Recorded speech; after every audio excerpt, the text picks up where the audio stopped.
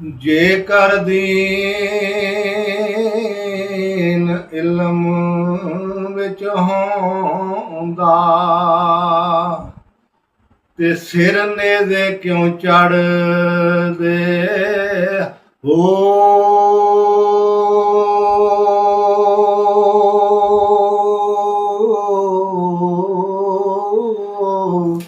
$18,000 ਆਲਮ ਜੋ ਆਹਾ ਉਹ ਅੱਗੇ ਹੁਸੈਨ ਦੇ ਮਰਦੇ ਹੋ।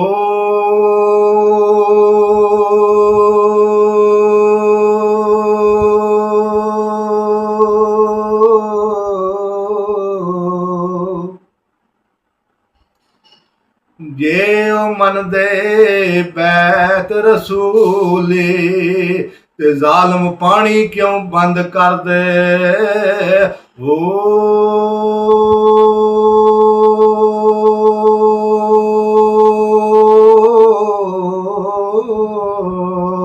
ਤੇ ਜੇ ਕੁਝ ਮੁਲਾਜ਼ਾ ਸਰਵਰ ਆਲਮ ਦਾ ਹੁੰਦਾ ਤੇ ਤੰਬੂ ਖੈਮੇ ਕਿਉਂ ਸੜਦੇ ਹੋ।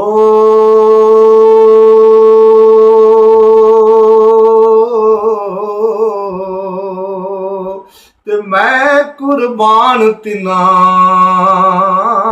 ਤੋਂ ਬਾਹੂ ਉਹ ਜਿਹੜੇ ਸਿਰ ਕੁਰਬਾਨੀ ਕਰਦੇ ਹੋ।